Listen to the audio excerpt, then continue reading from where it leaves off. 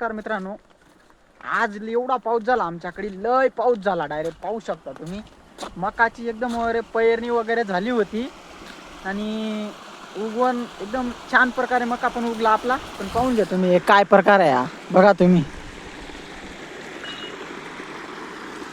पाहून घ्या मित्रांनो तुम्ही, हे बघा.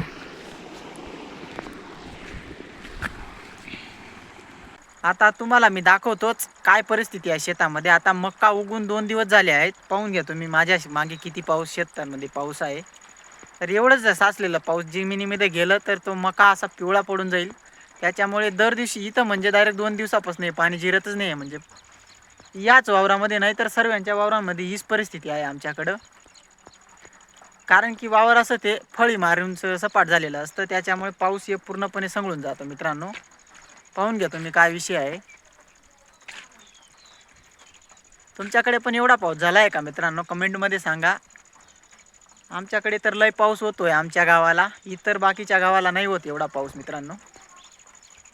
इथं मागच्या वर्षाची भुशी झाकून ठेवली आहे ढोरांसाठी, म्हणजे कोरडी निघते व तिकडं मका पण मक्याचा कडबा आहे तो जुना मागच्या वर्षीचा, तो पण झाकून ठेवला आहे.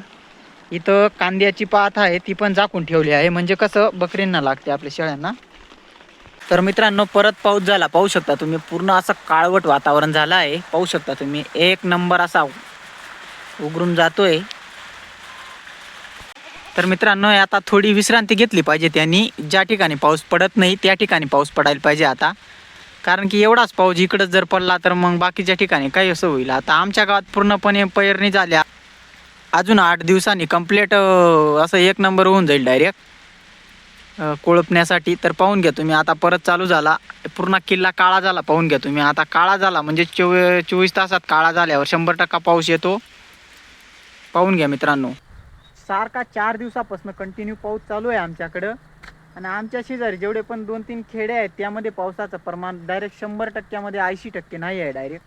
म्हणजे आमच्याच गावाला दर दिवशी डायरेक्ट पूर परिस्थिती. एवढा पण नाही बा, पण म्हणजे वावरांमध्ये पाणी एवढं संगळून देतं पुरं डायरेक्ट. तर खरंच खूप यावर्षी आमच्या गावाचं नशीब चांगलं आहे. एक नंबर पाऊस पडतो आहे, पूर्ण पेरणी पण झाली, आता उगवणी पण झाली. फक्त आता थोडे दिवस त्यांनी ते थोडं पीक मोठं होईपर्यंत थोडा विश्रांती घेतली पाहिजे, म्हणजे कोंब असा पिवळा व्हायला नको. तुम्हाला मी कोमाचं दाखवतो, किती एक नंबर मका उतरला आहे, बघून शकता तुम्ही डायरेक्ट मित्रांनो. हे बघा मित्रांनो केवढं पाऊस आहे डायरेक्ट. म्हणजे या शेतात एवढं आहे, वरच्या शेतात पण तेवढंच आहे, त्यातील वरला शेतात पण तेवढंच आहे, त्यातील एवढा शेतात पण तेच आहे. म्हणजे पावसाचं पाणी कसं साचतं तर तिकडून इकडे असा उतारा आहे ना वावराला, त्याच्यामुळे इथं साचलं. त्या तुकड्याला पण तिकडे तसा उतारा आहे, त्याच्यामुळे तिकडे साचलं. आणि त्याला पण तसंच आहे, म्हणजे जमिनीचा जिकडे उतारा असतो तिकडे पाऊस साचतोय. आणि बाहेर निघायला पण जागा नाही यांना सध्या, त्याच्यामुळे पाहून घ्या तुम्ही. कारण की हा जर मका आहे, हा असाच जर पाण्यात राहिला तर खराब होऊ शकतो हा. त्याच्यामुळे पावसाने थोडी आमच्याकडे विश्रांती घेऊन दुसऱ्या भागात जायला पाहिजे जिथं पाऊस नाही तिथं. हॅलो गाईज म्हण, हॅलो गाईस, हॅलो गाईस. हे बघा म्हणतात 2च शेळ्या आहेत, पण एक नंबर आपले जातवान आहेत. 4-4, 5-5 देतात डायरेक्ट. ही थोडी मारते बरं का, पाहून घ्या तुम्ही कशी मारते बघा तुम्ही. तर मित्रांनो ही शेळी मारते बरं का आपली. तर मित्रांनो आजचा ब्लॉग एवढाच होता, की एवढा पाऊस झाला आमच्याकडे. तर तुमच्याकडे पण पाऊस झाला असेल तर कमेंटमध्ये सांगा. आणि तुम्ही जर चॅनलला नवीन असाल तर चॅनलला सबस्क्राईब करा. धन्यवाद. भेटू एका नवीन ब्लॉगमध्ये, तोपर्यंत